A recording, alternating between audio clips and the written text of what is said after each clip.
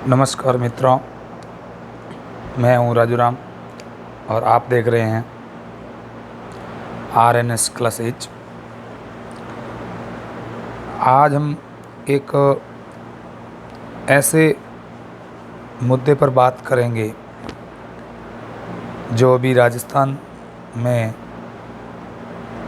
बहुत छाया हुआ है, जिसके ऊपर बहस छिड़ी हुई है। मुद्दा यह है कि वर्तमान की जो राजस्थान सरकार है, उन्होंने एक फैसला किया है कि राजस्थान में महिलाओं को सरकारी शिक्षक भर्ती परीक्षाओं में 50% आरक्षण देने का मामला है। जो लेटेस्ट मुद्दा है, कुछ लोग इसके पक्ष में कुछ तर्क दे रहे हैं, कुछ विपक्ष में दे रहे हैं, कुछ आंदोलनरत है, कुछ गुस्सा भी निकाल रहे हैं। सभी प्रकार की बातें हो रही है।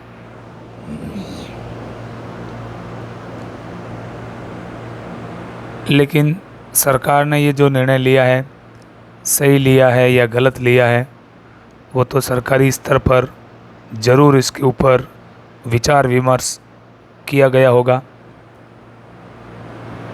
तो इस मुद्दे पर हम भी जानते हैं कि क्या होना चाहिए और आगे क्या होगा। इस 50% महिलाओं को जो आरक्षण दिया गया है, इसको लेकर के आगे समाज में इसका क्या असर होगा, क्या इफ़ेक्ट पड़ेगा, और कुछ और तथ्य जो है, कहीं से भी कुछ न्यूज़ें आती रहती है, उनका भी विश्लेषण करेंगे और देखेंगे कि भाई ये जो निर्णय राजस्थान सरकार ने लिया है, ये सही लिया है या गलत लिया है। वो निर्णय मैं आपके ऊपर छोड़ूंगा। मैं तो एक दोनों को संतुलन बना करके, यानी संतुलित रूप से दोनों के पक्ष विपक्ष और हित की बातें करते हुए गहराई से आपके इस मुद्दे के ऊपर अपनी राय रखने की कोशिश करूँगा।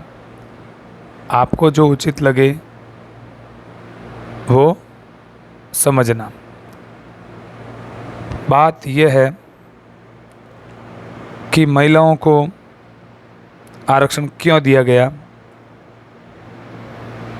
तो किसी भी मुद्दे के दो पहलू हो सकते हैं,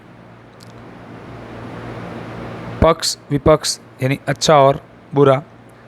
कुछ लोग इसकी तारीफ कर रहे हैं तो कुछ लोग इसका विरोध भी कर रहे हैं।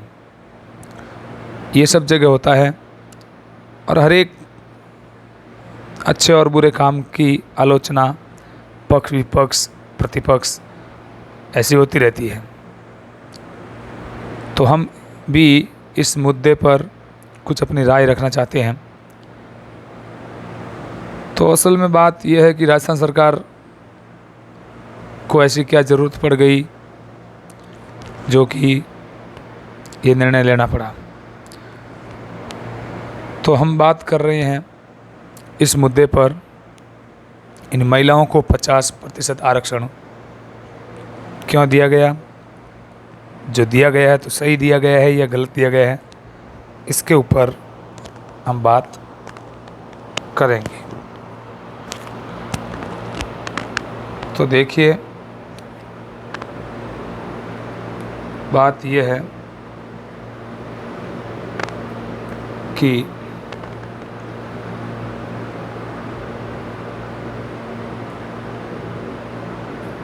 राजस्थान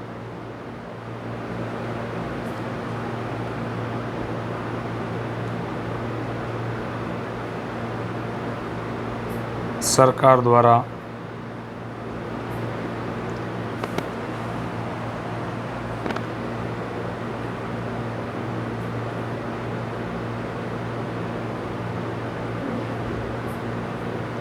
महिलाओं को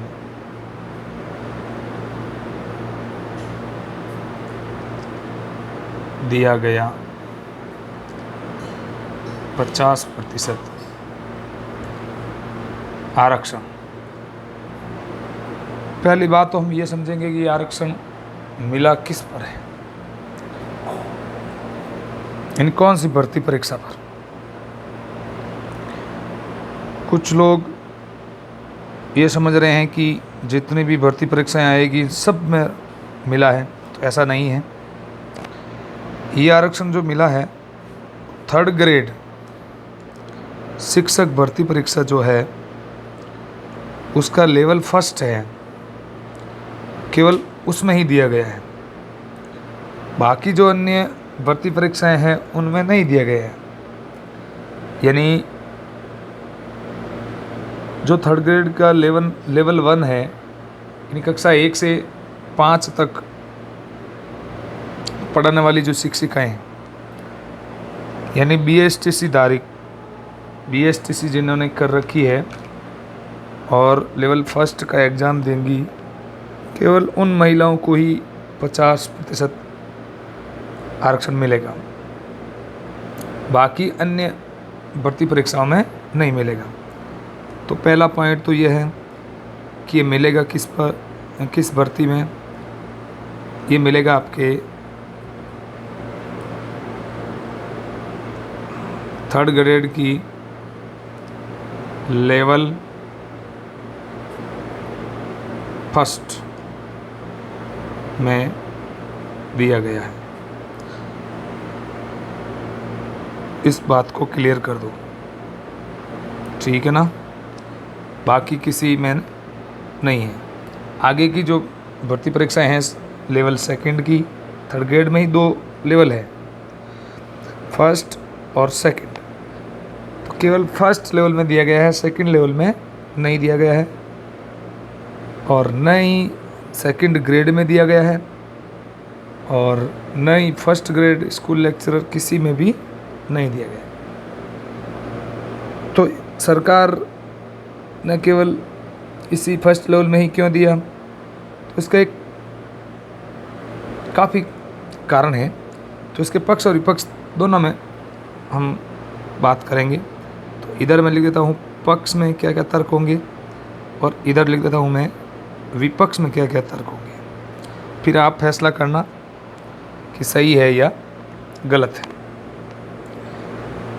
मैं दोनों पक्ष रखूँगा इस आरक्षण को लेकर के। तो दोनों पक्षों को रखने के बाद आपको फैसला करना है कि ये सही है या गलत है।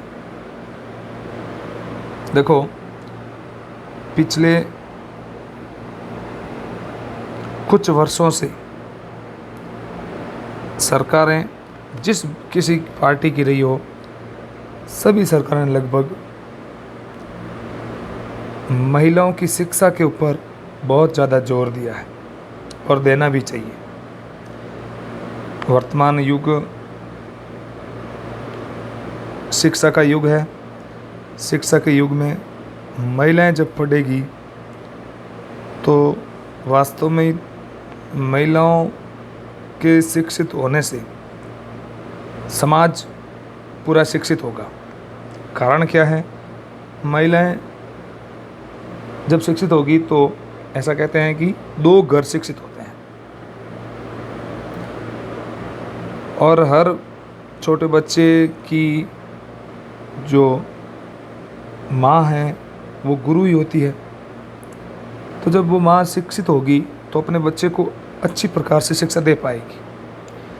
इसलिए पिछले कई वर्षों से सरकारें इसके ऊपर विशेष जोर दे रही है, अभियान चला रही है, और बहुत ज़्यादा पैसे खर्च कर रही है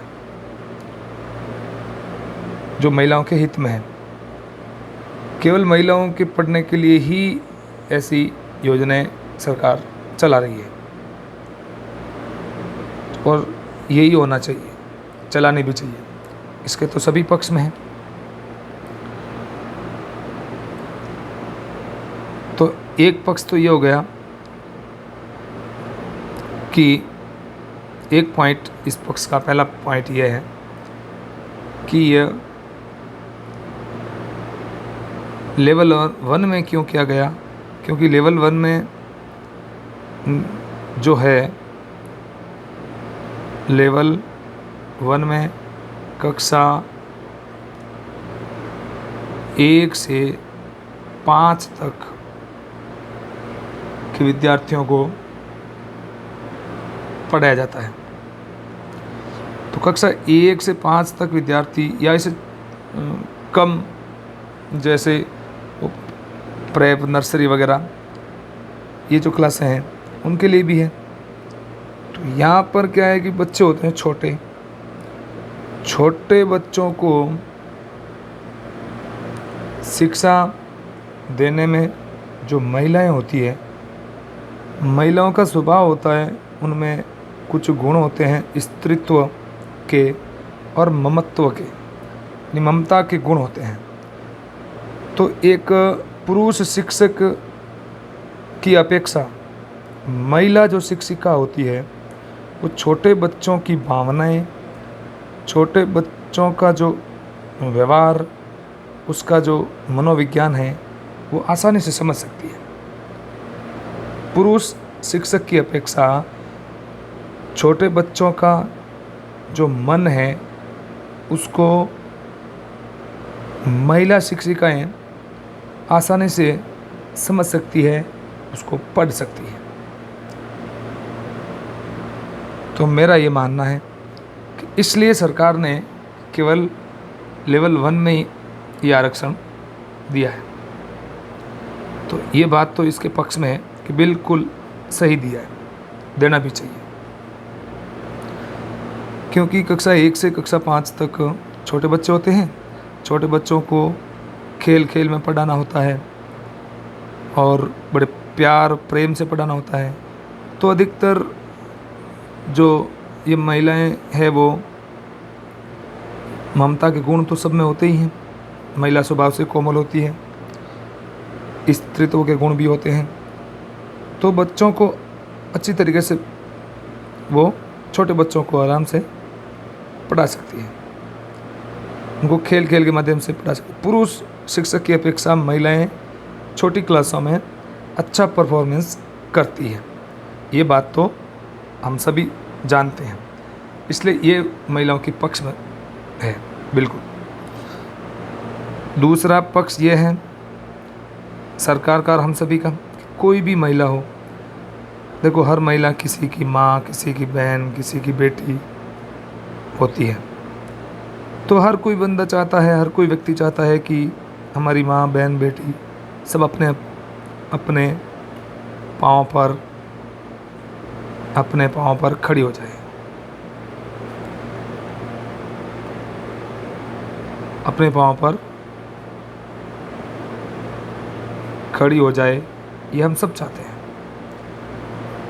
तो सरकार ने भी एक पक्ष सोचा होगा कि क्यों ना इस राज्य की 50% जो महिलाएं, 50% महिलाओं को इस मुद्दे के द्वारा अपनी ओर किया जा सकता है।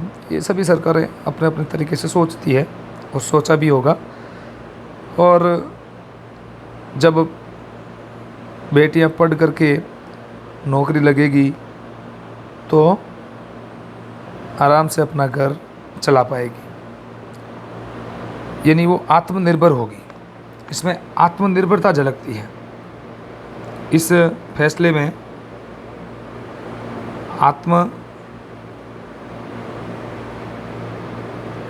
आत्मनिर्भरता झलकती है,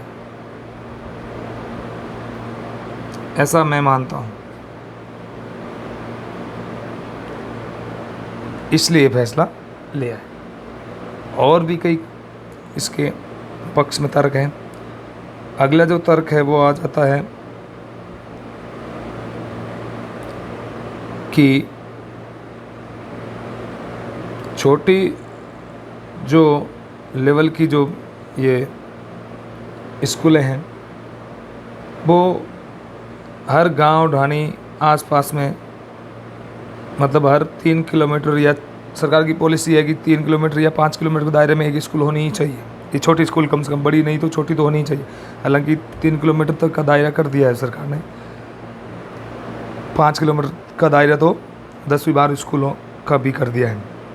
लेकिन ये बहुत ज़्यादा स्कूलें हैं, इसलिए महिलाओं के आने जाने में कोई दिक्कत नहीं होगी, पास में होगी, महिलाएं आराम से उस स्कूलों में आ जा सकती हैं, क्योंकि नज़दीक होती है, हर 2-3 किलोमीटर में ये स्कूल मिल जाती है आपको। इसलिए एक तो महिलाओं के आने जाने में सुविधा रहेगी।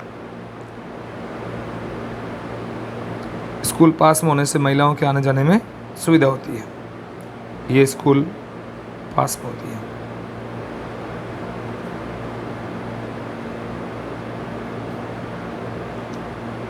आने जाने में सुविधा होती है।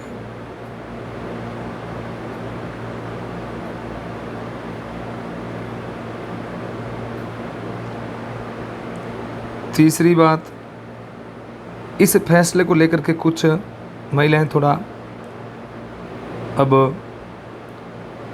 ज़्यादा पढ़ेगी, यानी इससे महिलाएं क्या होगी, प्रेरित होगी। इस फैसले से महिलाएं क्या होगी, प्रेरित होगी। महिलाएं प्रेरित होगी। जो सरकार का लक्ष्य है, टारगेट है कि सारी महिलाओं को शिक्षित करना, वो बहुत ही जल्दी और आसानी से पूरा हो जाएगा। तो इस प्रकार से और भी कई है पक्ष जो मेरे को ध्यान में आए, मुझे जो ध्यान में आए वो मैंने आपके सामने बताए हैं। अब आ जाते हैं इसके विपक्ष में तर्क कौन कौन से बैठते हैं। ये सारे इसके पक्ष में तर्क हैं, और भी है कई। अब देखते हैं विपक्ष के तर्क कौन कौन से हैं। विपक्ष में सबसे बड़ा जो तर्क दिया जा रहा है वो ये माना जाता है, जगह जगह हम हर रोज़ समाचार हम पढ़ते ही हैं। मैं अभी एक समाचार पढ़ रहा था, कहीं बिहार का एक मामला है, वो कहीं का भी हो सकता है, बिहार में हुआ तो राजस्थान में भी हो सकता है, कि एक कुछ दिनों पहले एक और मामला आया था यूपी का। वो सब ऐसे ही मामले हैं कि एक महिला है जो 8-10 वर्ष से अपने पति के साथ रह रही है। शादी होने के बाद पति बेचारा मजदूरी करके उसको पढ़ाता है, वो पढ़ना चाहती है तो पति उसका साथ देता है और खुद मजदूरी करके उसको आगे की शिक्षा पूरी करवाता है। और उसके बाद जब उसकी नौकरी लग जाती है, इस आरक्षण के, ऐसे आरक्षणों के मामले में, या खुद की अच्छी तैयारी होती है, तो जब नौकरी लगती है, नौकरी लगने के बाद में वो महिला उस पति से मुंह मोड़ लेती है और उस पति को छोड़ देती है। तो ये एक बहुत बड़ा लांछन है, बहुत बड़ा आरोप महिलाओं के ऊपर इन दिनों में लग रहा है। और ये जगह जगह हमने भी देखा है, और हमारे समाज में भी ऐसा कहीं ना कहीं देखने को मिल जाएगा वर्तमान में। पहले की नहीं, जो पुरानी पीढ़ी की जो महिलाएं हैं, आज से 10-15 वर्ष पहले जिनकी शादी हो चुकी है और वो जो नौकरी कर रही है, वो तो अपने जगह पर ठीक है। लेकिन जो नई है, अभी जिनकी नौकरी लगी है, 5-10 वर्ष पहले जिनकी शादी हुई और अभी 1-2 वर्ष में नौकरी लगी, तो वो ज़रूर अपने पति से थोड़ा अनबन करने लग गई, क्योंकि उनके भी हीन भावना आ जाती है मन में कि देखो मैं नौकरीदार हूँ और मेरे स्टाफ मेरा कितना मान सम्मान करते हैं, और मेरे पति के बारे में जब पूछते हैं कोई महिलाएं, बाकी साथी महिलाएं जो, तो उनको बेचारी कहना पड़ता है कि पति क्या काम करता है, पति मजदूरी करता है। तो वो एक उसके आत्मसम्मान की बात आ जाती है। तो उस आत्मसम्मान के कारण वो महिला उनसे दूर रहने लग जाती है और पति से मनमुटाव धीरे धीरे हो जाता है। तो ये ऐसा महिलाओं को नहीं करना चाहिए। तो एक तो पारिवारिक कलह बढ़ जाती है, इससे पारिवारिक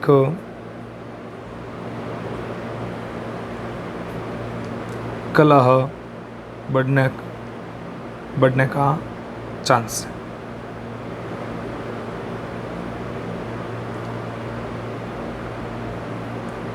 दूसरा है बहुत ज़्यादा शादियाँ टूट जाती है, पुराने शादियाँ, मतलब 8-10 वर्ष पहले की, 5 वर्ष पहले की शादियाँ टूट रही है, परिवार बिखर रहे हैं।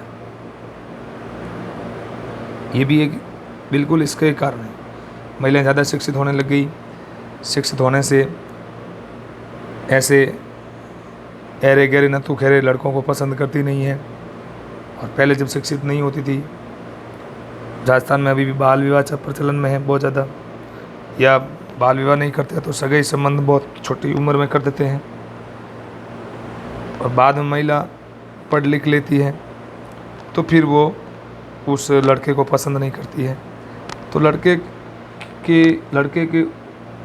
का पसंद करना महिलाओं के लिए, तो ये भी तीसरा पॉइंट बन जाता है कि नौकरी लगने के बाद में जो लड़कियां हैं, महिलाएं हैं, वो लड़कों को पसंद या नापसंद बहुत जल्दी निर्णय ले लेती है, पसंद या नापसंद कर लेती है। लड़कों को पसंद यानी कोई नौकरीदार लड़का है तो उसको पसंद कर लेगी, और जिसकी नौकरी नहीं लगी हुई है उसको पसंद नहीं करेगी।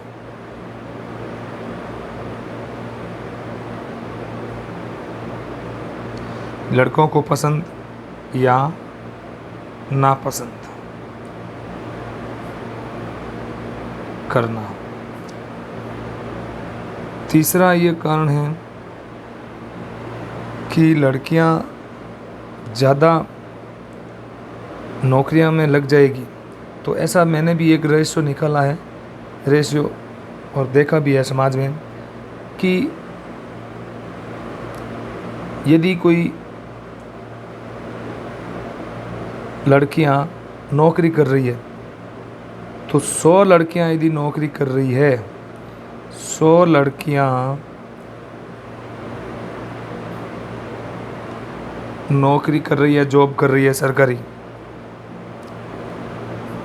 नौकरी की बात कर रहा हूँ मैं, नौकरी कर रही है, तो वो लड़कियां 100 में से 90 लड़कियां, यानी ये 90% का रेशो निकल रहा है, 90% जो लड़कियां हैं वो अपना साथी यानी अपना पति चुनती है नौकरीदार लड़के को, नौकरी वाले लड़के को ही चुनती है, यानी अपना वर चुनती है, अपना वर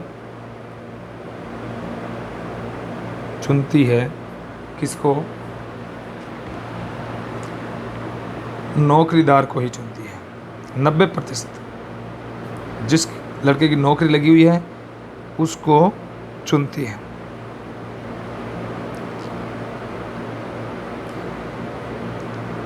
नौकरी वाले को, खुद भी नौकर, पति भी नौकर, ये 90% लड़कियां ऐसा करती है। यानी शादी के पहले यदि नौकरी लगती है तो सीधी सीधी बात है कि वो लड़का पसंद करेगी नौकरी वाला, या फिर बहुत बड़ा पैसे वाला, या बिजनेसमैन, बहुत बड़ा बिजनेसमैन। गांव के किसान के लड़के को, सामान्य परिवार के लड़के को वो पसंद नहीं करेगी। ये 90% का मामला है। ये तो बिल्कुल सही बात है। उधर वापस लड़कों की बात की जाए तो लड़के यदि 100 लड़के हैं, ये मैं कंपैरिजन कर रहा हूँ, तुलनात्मक अध्ययन कर रहा हूँ, यदि 100 लड़के यदि नौकरी लगे हुए हैं तो वो ज़रूर उसमें से 90 लड़के तो 90% यानी लड़के तो ऐसी बहू लाना पसंद करेंगे कि ठीक ठाक पढ़ी लिखी है, नौकरी नहीं लगी है तो कोई बात नहीं चलेगी, यानी बिना नौकरी वाली भी चला लेते हैं, बस बिना नौकरी वाली भी चल जाएगी। लड़कों के तो 90% लड़कों के तो बिना नौकरी वाली बहू चल जाएगी, पत्नी चल जाएगी, लेकिन 100 लड़कियों के ये नहीं चलेंगे। यहाँ पर 90 लड़कियाँ तो नौकरी वाला ही चुनेगी। ये अमूमन मैंने रेशो निकाला भी है, समाज में देखा भी है। काफ़ी शादियाँ टूट चुकी है, और शादी होने के बाद यदि कोई लड़की नौकरी लगती है तो वो ज़रूर अपने पति से ना नुकर करेगी, उसका मनमुटाव रहेगा और लड़ाई झगड़े रहेंगे और ये मामला रहेगा। आगे 5वीं बात, जब पति और पत्नी दोनों नौकरी में होंगे, पति व पत्नी दोनों की नौकरी होगी,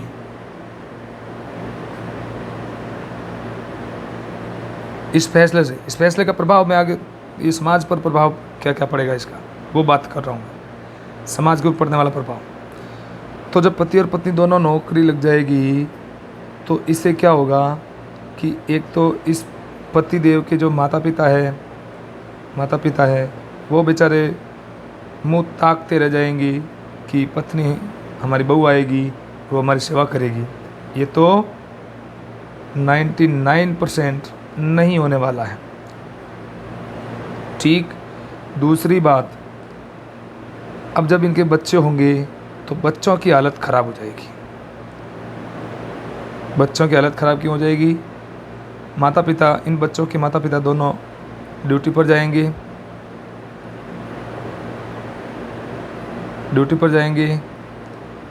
तो पीछे छोटे बच्चे होंगे तो ये ज़्यादा छोटे होंगे तो साथ में ले जा सकती है, थोड़े बड़े हो जाएंगे तो क्या होगा कि ये नौकरी तो करनी चाहती है सरकारी, लेकिन अपने बच्चों को सरकारी विद्यालय में पढ़ाना नहीं चाहते। ये तो जग जाहिर है, सबको पता है कि नौकरी तो मिलनी चाहिए सरकारी, वो भी आरक्षण के द्वारा, लेकिन अपने बच्चों को ऊंची महंगी प्राइवेट स्कूलों में पढ़ाना चाहते हैं। ये तो 100% सत्य है, इस बात को कोई झुठला ही नहीं सकता।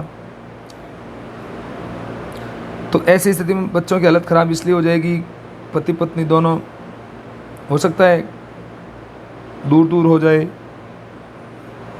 ड्यूटी के हिसाब से, और हो सकता है दोनों अलग अलग रहने लग जाए।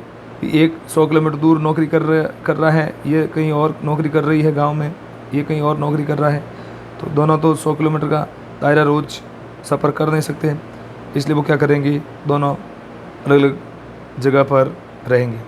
तो बच्चे हो सकता है इनके पास छोटे हो तो इनके पास रहे, बड़े होंगे बाद इनके पास कहीं भी रह सकते हैं, लेकिन कुल मिला के बच्चों की हालत इसलिए ख़राब हो जाएगी कि उनकी देख रेख सही नहीं होगी, देख रेख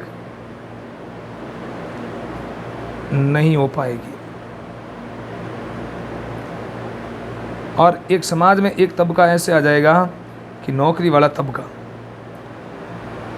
जहाँ पर पति पत्नी दोनों नौकर होंगे, तो फिर एक घर में ही 2 नौकर हो जाएंगे पति पत्नी। तो समाज में जो गरीबी की जो रेखा है ना, वो और गरीबी की जो खाई है ना, वो और चौड़ी हो जाएगी। गरीबी की जो खाई है, सरकार गरीबी मिटाना चाहती है, लेकिन यहाँ तो गरीबी की खाई और चौड़ी हो जाएगी इससे, तो इस फैसले से। तो ऐसे खूब सारे तर्क और भी है जो पक्ष और विपक्ष दोनों में लिए जा सकते हैं। तो मेरे हिसाब से मैंने जो बड़े स्तर पर कैलकुलेशन किया है वो ये है। अब मैं कुछ नहीं कहूँगा इसके ऊपर सही दिया या गलत दिया, मेरे हिसाब से सही दिया है। क्यों? क्योंकि छोटे लेवल पर दिया अभी तक, तो छोटे लेवल पर ठीक ही दिया है, लेकिन लड़कियों को इन चीज़ों का ध्यान रखना ही पड़ेगा, विशेष करके छोटे स्तर पर ठीक दिया है। सरकार को ये बड़े स्तर पर ये आरक्षण नहीं देना चाहिए। यदि सरकार बड़े स्तर पर आरक्षण देने लग गई 50%, तो फिर इसका विरोध करना पड़ेगा। अभी तक तो ठीक है, क्योंकि छोटे स्तर पर ये जो छोटे बच्चे हैं ना, छोटे बच्चों को आराम से ये पढ़ा पाएगी। इसको लेकर के ये मेरा विचार है। आप लोगों का क्या कहना है, ज़रूर इसके ऊपर, इस वीडियो के ऊपर कुछ अपनी राय रखें कमेंट्स के द्वारा। और यदि वीडियो पसंद आया है तो लाइक करो, सब जगह पर एक बार इसको शेयर करो, भेजो, और हमारे चैनल को सब्सक्राइब करो। आगे मैं हिंदी और जीके के, राजस्थान जीके, भूगोल इत्यादि सभी प्रकार के वीडियो लाने वाला हूँ। इसलिए आप इस चैनल को अभी से सब्सक्राइब करके जो बेल आइकन है उसको प्रेस कर लीजिए, ताकि उसका आगे आने वाली वीडियो का नोटिफिकेशन है वो आपके पास आसानी से पहुंच जाए। तो जय हिंद, जय भारत।